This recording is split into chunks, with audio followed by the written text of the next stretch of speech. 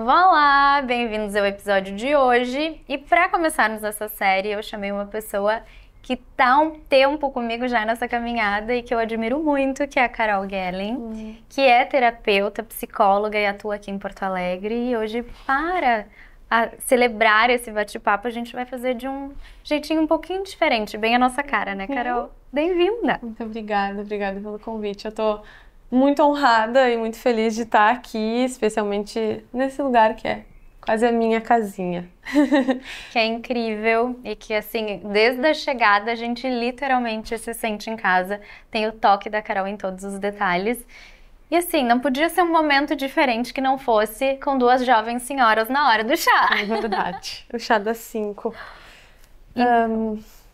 Como a gente vai fazer um bate-papo sobre terapia, sobre trauma, sobre aquilo que o luxo realmente não compra, que eu chamo costumeiramente de luxo intangível ou luxo invisível, a gente pensou para celebrar esse momento fazendo o chazinho da tarde dessas jovens senhoras.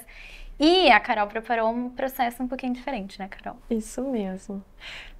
Eu gosto de preparar os chás normalmente com as minhas pacientes, então já é algo assim que é para mim familiar e é algo que já faz todo o processo ter a experiência, que é simplesmente tu parar, fazer uma pausa, fazer um chá e curtir esse momento, o tempo da espera até ele também se encorpar e tudo mais. Então a gente tem algumas folhinhas de verdade, vivas, e algumas plantinhas secas que a gente pode mesclar e fazer o que quiser com criatividade. Eu não tenho como escolher uma coisa diferente do que o chá de hibiscus, que eu brinquei que eu tô literalmente o chá de hibiscus depois que eu pintei o cabelo. Então eu já sei pra onde eu vou ir. E você, Carol? Quem sabe a gente faz uma mescla de um pouco de tudo, assim, quer dizer, pensado, mas uma mescla só. Ai, adorei! Vamos fazer no bule, então. Vamos fazer no bule. A gente pode começar, então, com o de hibiscus. Vai, contigo. Então, vamos pegar um pouquinho de hibiscus. Não vou botar tanto, porque até pelo horário do dia eu me deixo um pouquinho mais agitada. Agitada? Uhum. E agora? Particularmente, eu amo o de laranja. E esse aqui é o de laranja, que também combina com Super. A nossa vibe do momento. Acho que é muito, o de hibiscus é muito Thaís e o de laranja é muito Carol, né? Verdade. E eu adicionaria um pouquinho de hortelã. Bora. Eu acho que o de hortelã é este aqui. É, amiga? É verdade, esse Esse aí eu acho que é melissa. O de melissa. Uhum. Tá, vamos pegar aqui. A Edna iria adorar. Que delícia. Vamos botar? Pode colocar. Acho que a gente pode colocar mais, na real, né? Tem umas 4 folhinhas aí, pode colocar um pouquinho mais. E aí, mais alguma coisinha? Que combina? Talvez o capim? Quer que eu pegue? Pegue. Vou trazer pra cá e daí tu tira.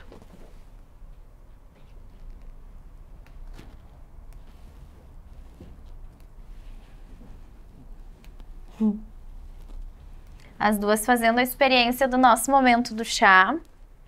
Sim. E a gente fazer esse bate-papo com vocês. Agora vamos botar a aguinha.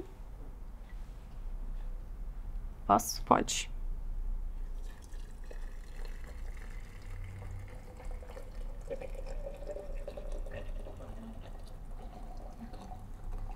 Ai, tô animada. Tá. O aroma. A hortelã, né? Ai, a laranja deu uma quebradinha. E agora vamos deixar infusionar. A gente vai deixar agindo, fazendo a infusão. E agora a gente vai vamos começar a mergulhar nesse nosso novo mundo de terapia. E vamos lá. E aí, me conta um pouco da tua trajetória no sentido de quem é Carol. Para eu fazer um panorama, quando eu conheci a Carol, ela estava fazendo estágio no Instituto de Câncer Infantil. Sim.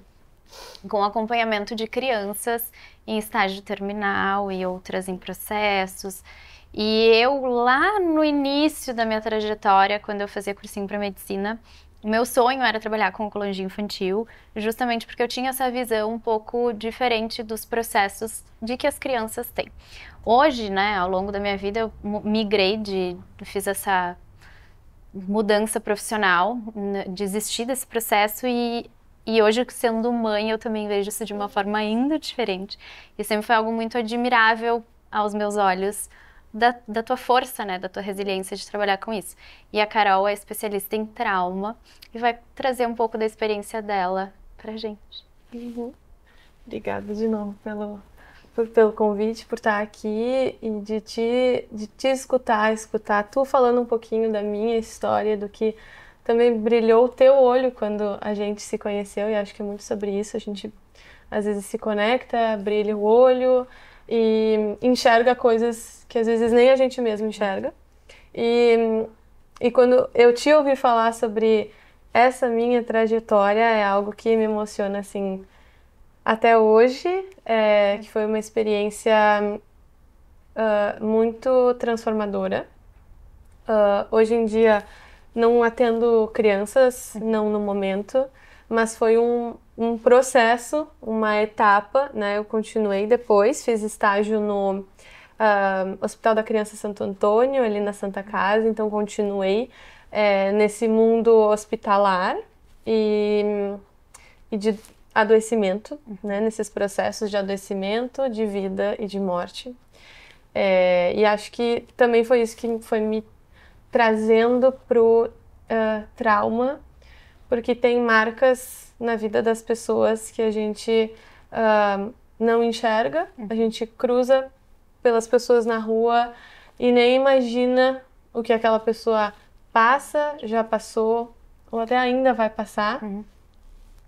Só quando a gente de fato entra em contato e enxerga a dor e também o amor que tem ali.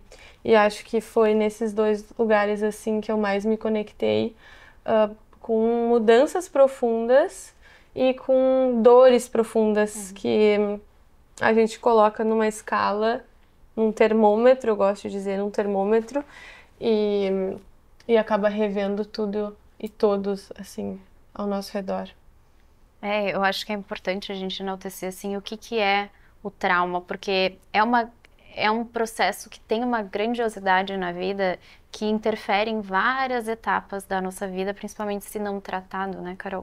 Então, a gente olha para isso geralmente, é um trauma, ou relativiza, né, um trauma, é uma coisa muito comum. Então, o que é um trauma, de fato, assim? Eu já gosto de pensar de uma forma, e é o que eu digo muitas vezes, eu aprendi isso durante a minha formação no EMDR, que é a especialidade, a abordagem linkada ao trauma, que a gente tem dois tipos de traumas na vida. Os traumas com letra minúscula, com T minúsculo, e os traumas de T maiúsculo. Então, às vezes, o que a população, a sociedade leiga olha é para os traumas grandiosos de T maiúsculo, que é aquilo que a gente conhece, que a gente sabe de tragédia, enfim. Mas o que está escondido muitas vezes são os traumas de T minúsculo que todos nós temos e todos nós vivemos. E às vezes a gente desconsidera essa força invisível que perpetua ao longo de gerações, perpetua dentro de casa, e vão acontecendo no dia a dia, às vezes sem a gente perceber. Como é que a gente percebe? Quando a gente está vivendo a vida e começam a aparecer problemas que a gente não sabe lidar, que a gente sente bloqueio, que é algum sintoma, alguma dor, alguma queixa. E tu vai entender, olhar para analisar essa dor e esse problema, e tu vai entender que a raiz é muito anterior. E muitas vezes são de traumas de letra minúscula. É muito mais fácil a gente identificar uma pessoa que chega na terapia, ou enfim, alguém que a gente conhece, que viveu um grande trauma, ela vai ter os sintomas mais aparentes. Claro. Mas, às vezes, a gente vai encontrar pessoas que têm queixas das mais variadas, Problema no amor, problema no trabalho, problema com dinheiro, problema com a família, problema com a autoimagem. E, na verdade, isso tudo é regido por traumas de letra minúscula. Esse é o meu olhar sobre o trauma. Não, e é muito interessante, porque eu costumo ver isso, principalmente trabalhando no digital, né? Como a autoimagem, ela é tão importante, muitas vezes ela foi danificada por algum processo anterior, né? A insegurança, o sobrepeso, muitas vezes, ou a própria ausência de peso, meninas muito magrinhas, meninas mais cheinhas, como elas se interpretam e não tem uma segurança na hora de se expor, ou pelo menos de se posicionar, né? Existe uma grande diferença entre exposição e posicionamento. E como isso interfere em coisas que, por exemplo, no nosso profissional, porque se tu não tá bem contigo mesma, né, dificilmente tu vai conseguir estar bem em determinadas áreas da vida que necessitem dessa segurança de autoimagem. Então, como isso é importante, assim, tu percebe muito isso nos teus atendimentos? Em relação à autoimagem? A percepção, Ultimamente, os problemas assim que estão mais chegando na clínica, né, no consultório, não são tanto de autoimagem. Eu vejo mais no Instagram. Então, com o momento em que eu comecei a me posicionar nas redes sociais, eu comecei a ver as pessoas chegando até mim de alguma forma. E não só para buscar terapia, mas para compartilhar alguma coisa, alguma dor, ou para dizer, nossa, eu me identifico com isso. E aí sim, tem muito a questão da exposição, tem muito a questão da vergonha, né, do corpo. Eu às vezes, assim, percebo muito, a gente hoje está num mundo muito digital de TikTok e do como relacionamentos nos trazem feridas, por exemplo, que interferem na forma como a gente se sente, no nosso íntimo como mulher, de como a gente se sente segura para se mostrar para o mundo ou para talvez viver novas experiências e isso se reflete na abertura, né, de como a gente realmente como é que eu me sinto bem para encarar um desafio novo, né? Como é que eu vou estar segura para isso? Então, muitas mulheres se encolhendo muitas vezes por esses traumas que não são traumas como, um exemplo, um acidente de carro, ou como tu disse, né, não são traumas de letra maiúscula, mas são pequenas fagulhas mesmo de algum acontecimento que marcou. Então, a gente, né, vê muito isso hoje, falando em Instagram mesmo, como as pessoas falam tudo, é um relacionamento narcisista, ou como mulheres trazem isso de uma forma muito forte, assim, como norteador, e muitas vezes se apequenam, né? Então, eu acredito que não sejam só esses os teus atendimentos, mas acontece bastante, assim. Acho que aqui é válido a gente entrar em tu me perguntou antes o que era trauma, né?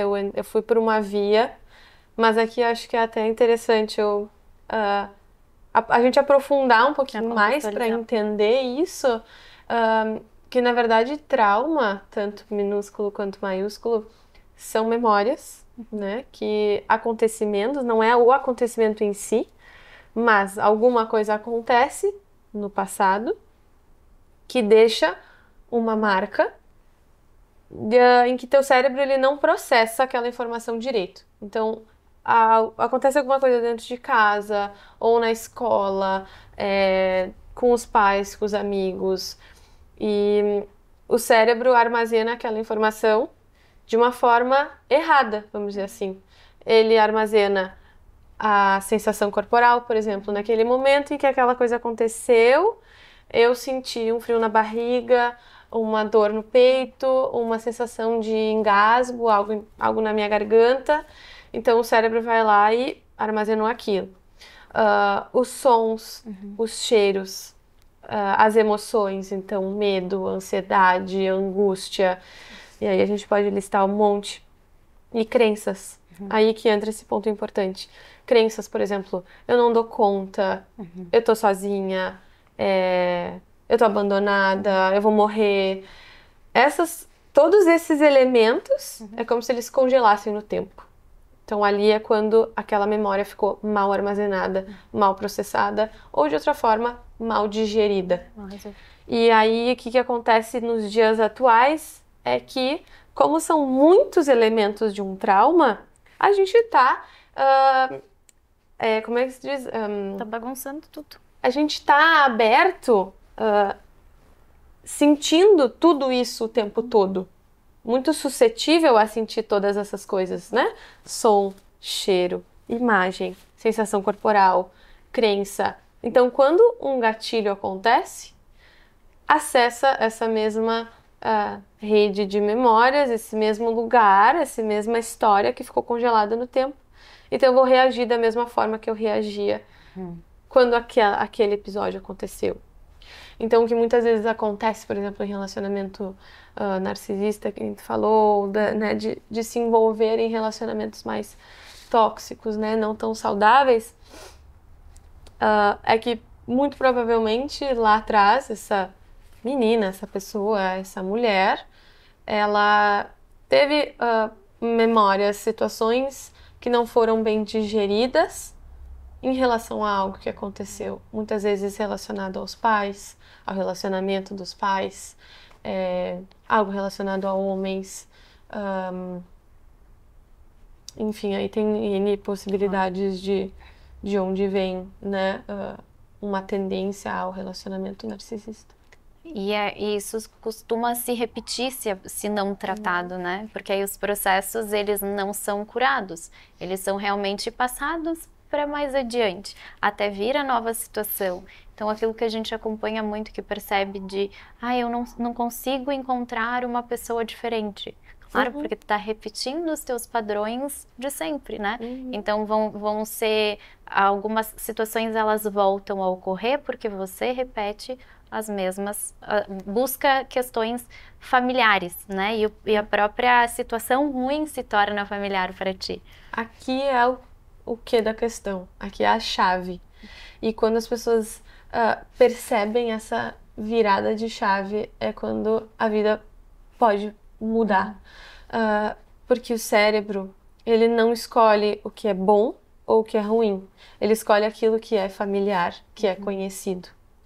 Independente de eu gostar ou de eu não gostar, de me trazer algo bom ou de me trazer algo ruim, ele vai ir conforme o que ele já conhece. Claro, é seguro, né? Porque é seguro. Não ativa todo aquele sistema de alerta, fuga, luta, fuga ou congelamento. Eu não tenho aquelas sensações todas do nervosismo, porque aquilo é familiar, o terreno é conhecido, então, putz, eu tô segura. Claro. Né? Sabe que isso é muito interessante? Eu também faço terapia. Por sua vez, não é a Carol a minha terapeuta, porque justamente temos uma relação de amizade, mas eu faço terapia e num momento crítico da minha vida, ou pelo menos de coisas que eu gostaria de mudar, eu lembro que uma das coisas que eu busquei, por exemplo, foi a imersão no gelo. E eu lembro que ela me dizia assim, vai até ali, mas assim... a ficar no meu critério, se era isso que eu queria enfrentar. E uma das coisas que eu coloquei muito era sobre o fato de que isso ia exigir de mim. Se eu passasse por isso, eu passava por qualquer outra coisa. Porque ele justamente me despertava a luta, a fuga, né? Então, ou você vai permanecer ali dizendo pro teu cérebro que tu está desconfortável e que mesmo assim tu continua, ou você literalmente vai entrar naquela banheira de gelo e vai sair correndo, porque daí você perdeu esse processo, você novamente se tornou mais do mesmo, né? Você vai fugir novamente daquilo. E eu confesso que nesse processo eu mergulhei de cabeça, assim, dizendo, não, é uma nova Thaís. E foi uma nova Thaís. Eu acho que isso para as pessoas de enfrentar esses processos de não, agora vai ser diferente, ou encontrar essas chaves desse autoconhecimento, de encontrar justamente o trauma, que pode ser esse trauma pequeno, faz tu ter uma nova porta, uma nova chance, né, de dizer que você é maior do que aquilo foi, então não repetir os mesmos padrões. Eu acho que funciona mais ou menos assim para o nosso cérebro, de uma forma prática, diferente do que eu fiz, mas trazendo um pouco do relato de paciente mesmo, né? Perfeito. Eu gosto de falar uma metáfora. Quando tenho paciente, enfim, que é a metáfora da árvore. É como se a gente fosse uma árvorezinha. Inclusive, eu tenho um bonsai aqui e ele é simbólico por causa disso. Eu, inclusive, às vezes pego e digo, olha só, vamos olhar para esse bonsai agora. Muitas vezes a gente vai fugir, ou vai lutar, ou vai congelar, quando acontece alguma coisa na nossa vida. E a gente vai tentar escapes, né? Eu não tolero o desconforto, a maioria das pessoas é assim, não tolera tanto o desconforto, as emoções negativas, aquilo que não é legal, então eu vou buscar alternativas. Só que para isso muita gente busca mudar comportamento, meu relacionamento não tá bom, então eu vou pular de galho em galho, e quando eu vejo, eu tô sempre me relacionando com o mesmo tipo de homem, enfim, as coisas vão se repetindo da forma que tu falou, esses padrões, esses comportamentos, porque na verdade a gente está olhando para as folhas dessa árvore. Se a gente mudar como se a árvore fosse, as folhas dela fossem o nosso comportamento.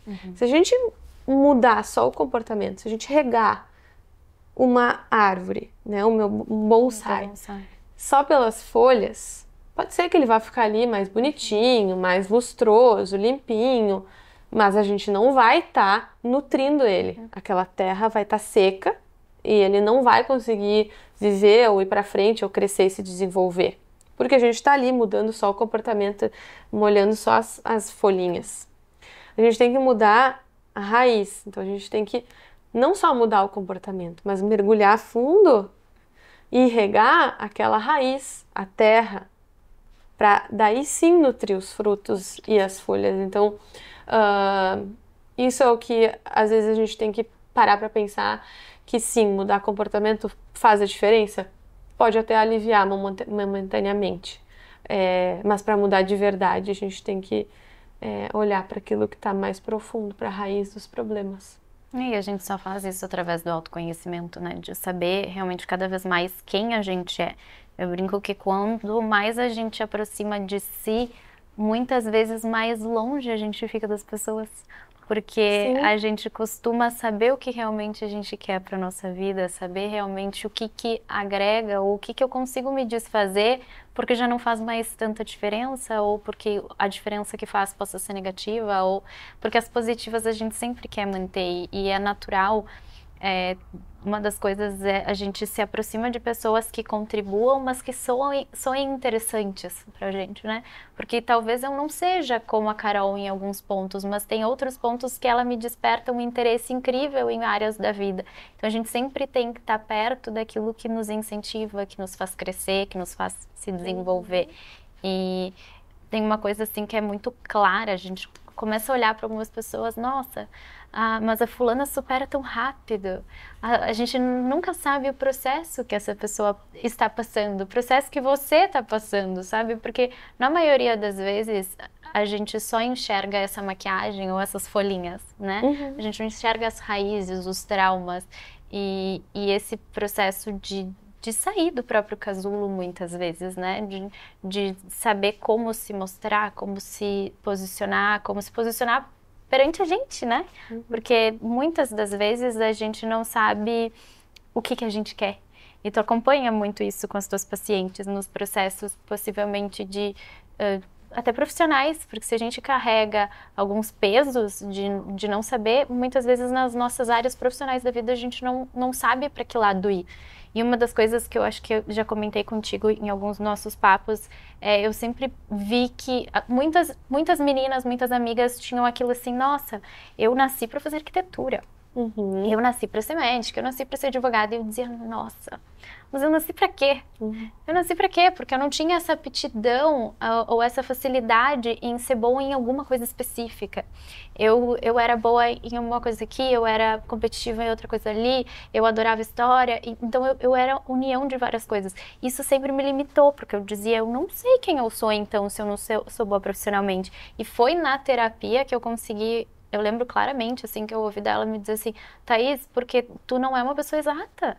E muitas vezes a gente está buscando ser uma pessoa exata ou uma pessoa que tem uma aptidão delineada. E a maioria de nós não somos seres assim, nós também não fomos feitos para ser assim. Não é só o nosso lado profissional que nos resume como ser humano. Então, olhar para si é entender esses processos e conseguir se ver de uma forma que a gente consiga superar determinadas situações e se movimentar para outros lados, né?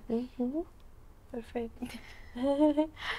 Sabe que é muito engraçado que as pessoas que convivem com quem faz terapia, vamos dizer assim, tem uma casa, né? Uma pessoa daquela casa, ou do casal, ou da família, vai para terapia. As outras pessoas não. Aí é que acontece a loucura do negócio, porque as pessoas que estão ao redor começam a perceber aquela pessoa diferente. E de fato a pessoa fica diferente.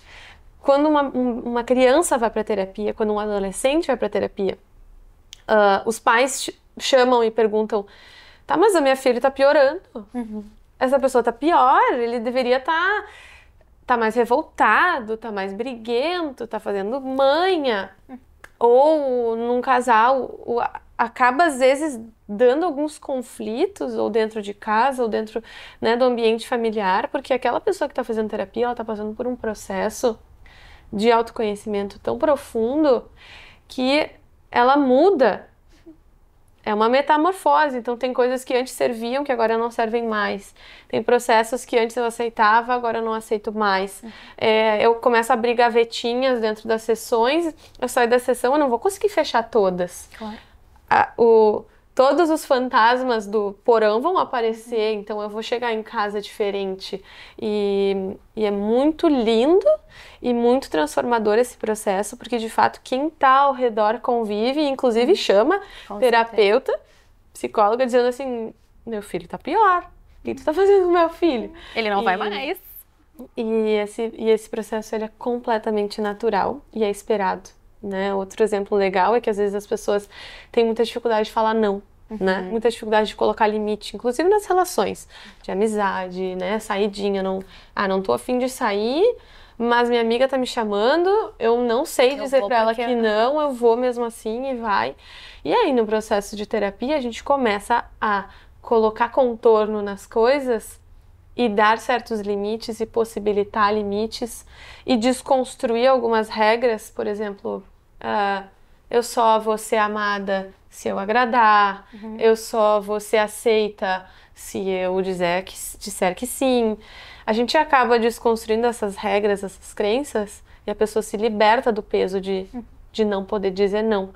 Então, nas amizades, começa a dizer não para as amigas, começa a querer agradar todo mundo. Então, quem está ao redor sente. Porque ela se prioriza, na realidade, né?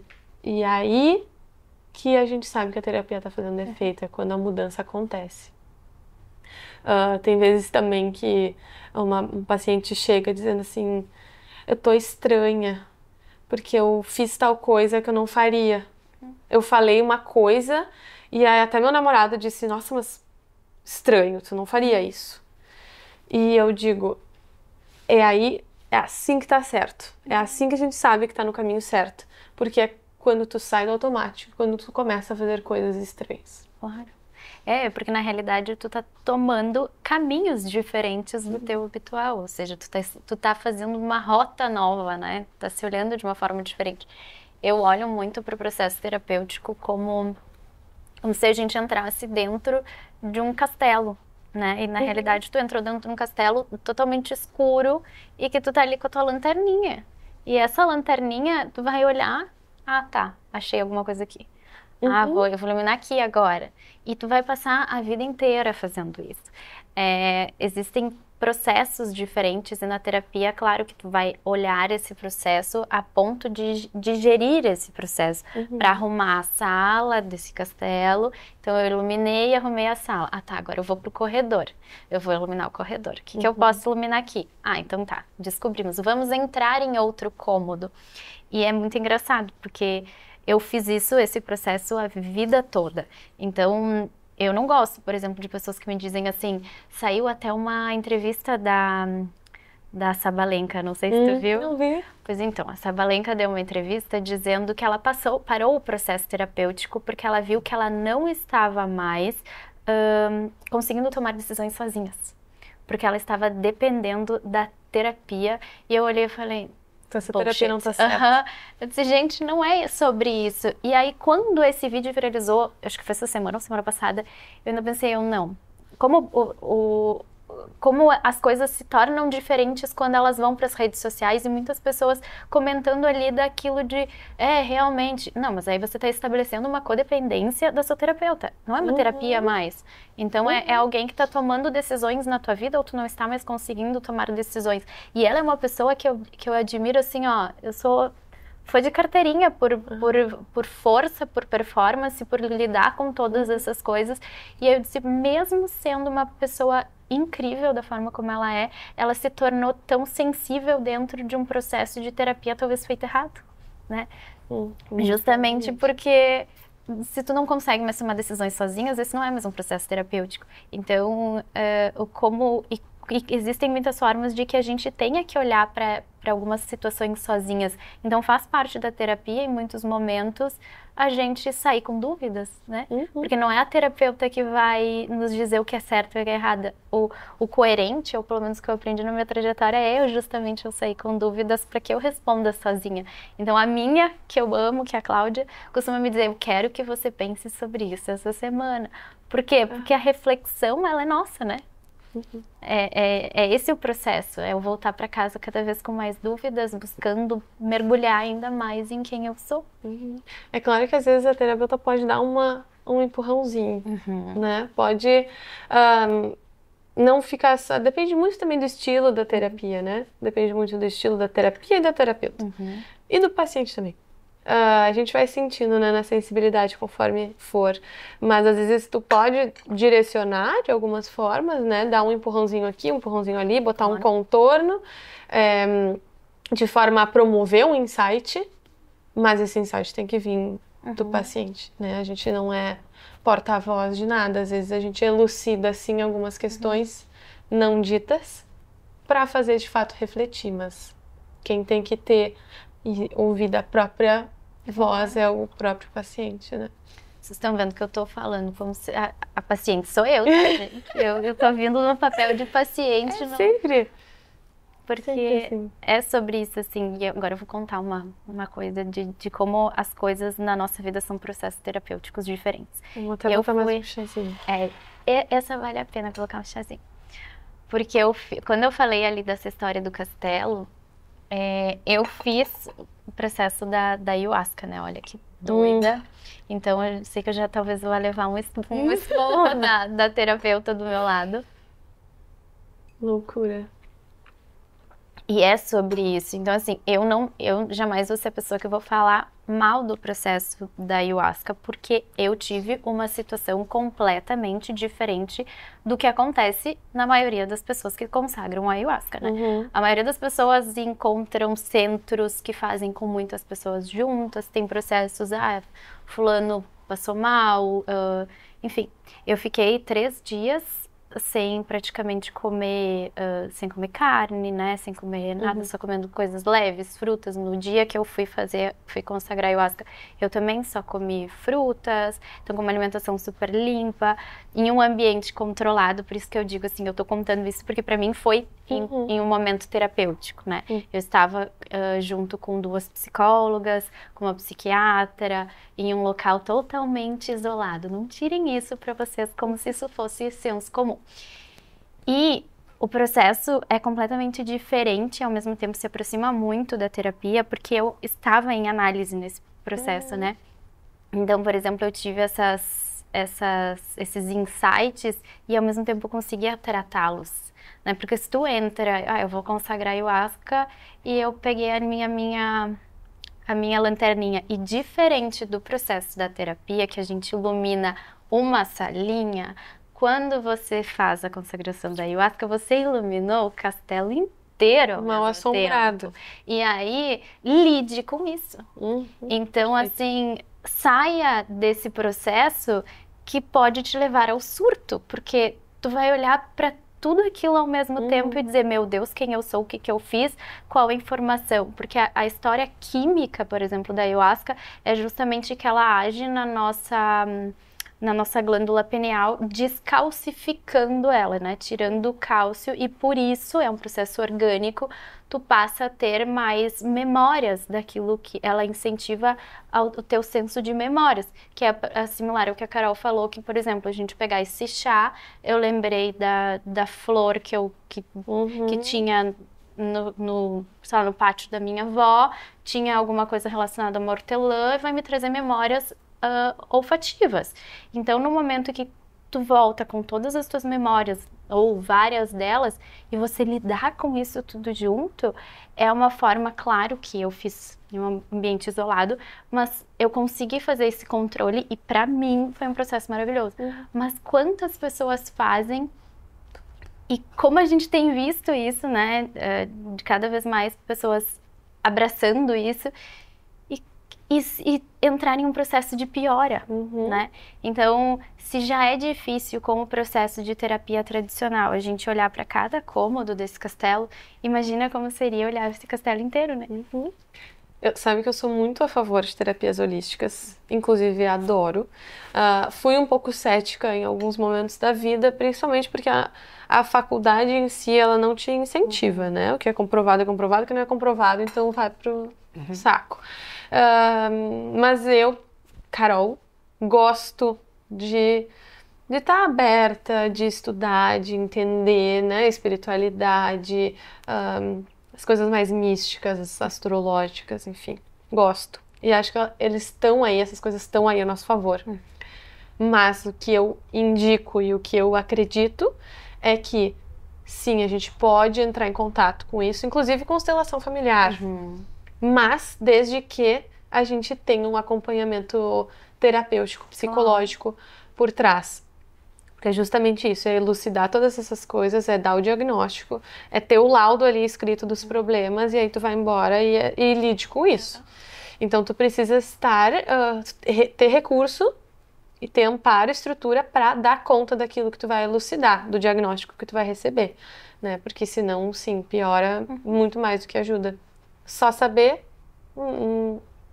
não ajuda muito. O que vai corroborar na minha vida é eu ter uma lembrança que foi amarga, entendeu? Talvez eu preferi esquecer esse momento. Então, e se a gente esqueceu, é o próprio nosso organismo que fez aquilo ali ter um esquecimento, porque não ia te engrandecer, ou pelo menos ia te trazer sensações que pudessem te dar gatilhos.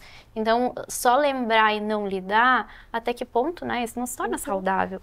Então, o processo terapêutico, ele tem que ser visto, sim, de uma forma que a gente saiba que a gente vai realmente mexer no solo, né? A gente vai modificar a estrutura para um caminho, com certeza, que nos ajude, nos melhore como pessoa.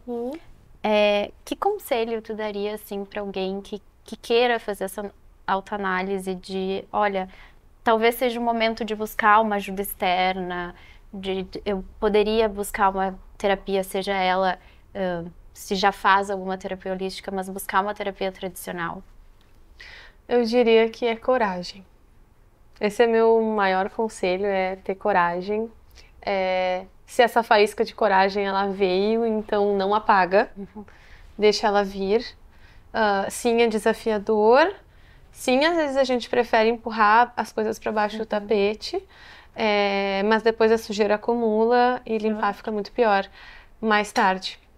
Então, o meu conselho sempre dê uma faísquinha de coragem, sentiu uma vontade, vai lá e procura. Hoje em dia a gente tem inúmeras possibilidades de conseguir um atendimento psicológico de qualidade, né? Não é mais tanto um tabu, eu acho que a gente está conseguindo, como sociedade, como mundo, valorizar muito mais, né? A psicologia, a saúde mental, as psicopatologias têm muito menos tabu. Não sei se é porque eu tô no meio e enfim, as coisas fluem. Mas sinto que hoje as portas estão abertas e se tem possibilidade, se joga. E existem muitas alternativas, né? Tem gente que existem tratamentos online, totalmente online, tem outros que são com um custo menor por algumas... Tem, né? Isso. Valor social. Tem valor social. Então, assim, eu acho que não existe motivos pra gente não decidir cuidar da gente, né? Tem coisas que eu sempre falo, o luxo não tem como comprar a sanidade mental. O luxo não tem como comprar o teu conforto em estar dentro da tua pele. Porque nada é mais valoroso do que a gente saber e se sentir confortável em ser quem é. Porque em determinados momentos da nossa vida, e eu digo por mim, eu não me orgulhei da mulher que eu fui. Então, assim, mas aquilo sempre nós estamos dando o melhor que a gente consegue naquele momento. E talvez todos os fatores externos nos impediram de ser a melhor pessoa que a gente poderia, mas nós buscando outras alternativas, existem novas portas a se abrirem, existe um melhoramento, uma nova rota. Então, eu sou completamente contra de dizer, existe aquela frase, eu não sou suficiente. Talvez não seja o suficiente para o padrão que tu está te impondo, mas tu com certeza está dando o que tu consegue. Pode não ser o teu melhor. Mas né? sabe que a crença não sou suficiente, ela é muito comum entre muita gente. E às vezes ela é acionada em diferentes contextos, né? Alguém que teve uma infância de um jeito, pais de outro jeito, que teve problema no relacionamento, enfim, as áreas que a gente tem da vida, às vezes as pessoas vão se sentir não suficientes, não em todas, mas em alguns contextos específicos, em algumas memórias específicas, às vezes no trabalho, quando o chefe humilha, às vezes em casa, quando a mãe rejeita, às vezes quando o namorado diz que não quer mais, e aí sim é acionado. Então, tu antes me perguntou qual era o conselho que eu daria e eu disse coragem.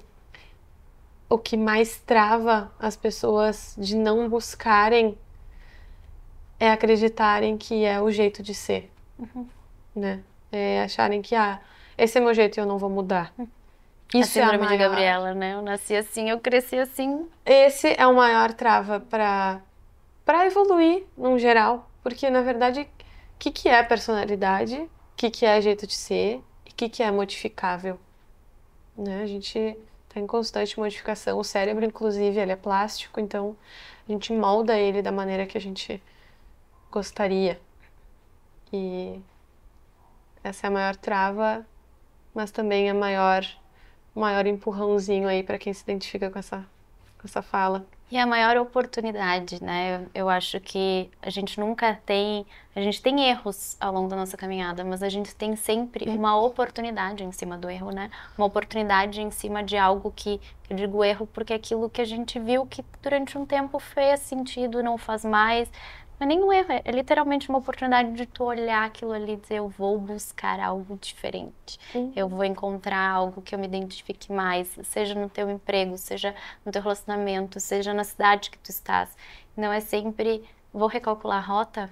Não dá. Não existe um luxo maior do que isso, do que a gente ter a possibilidade de explorar novas coisas, novas experiências, novas pessoas, novos lugares. Mas para isso sim existe coragem e existe o processo terapêutico para nos ajudar ao longo dessa caminhada. Amém. A gente já poderia passar o dia inteiro conversando com a Carol, mas muito obrigada por participar dessa comigo. Acho que a gente já pode até pensar em mais um quadro, porque ficou muita coisa para ser dita, né? Eu acho também. Ao mesmo tempo que falamos muito, parece que daria para ficar aqui horas e horas conversando, refletindo. Ainda mais nesse espaço maravilhoso e aconchegante que é o espaço da Carol aqui em Porto Alegre. Então sigam a gente nas nossas redes sociais, o Vá Lá Podcast, o Thaís Jardim e o Instagram e as redes da Carol, quais são? Maria Carol Gehlen. Então a gente vai compartilhando várias coisas com vocês. Se inscrevam no canal, que toda semana a gente vai ter conteúdo novo.